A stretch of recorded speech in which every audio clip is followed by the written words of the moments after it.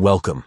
If you want to make sure you never miss when someone mentions you in their Instagram bio, you're in the right place. Today, I'm going to show you how to enable notifications for mentions in bio on Instagram, right from your PC, using the latest update. This is a super handy feature, especially if you want to stay on top of your mentions for networking, collaborations, or just to keep track of your online presence. Let's get started. First, open your favorite web browser and head over to Instagram.com. Log into your account if you haven't already.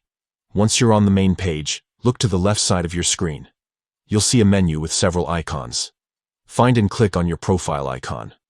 This will take you to your profile page, where you can access all your personal settings. Next, look for the notifications option in the menu. Click on it to open up your notification settings. Here, you'll see different categories for notifications you can manage. What we're interested in today are push notifications, so go ahead and select that option. Now, scroll down until you find the section labeled Mentions in Bio. This is a new addition with the recent update, and it lets you control who you get notified about when you're mentioned in someone's bio. To make sure you never miss a mention, choose the option that says From Everyone.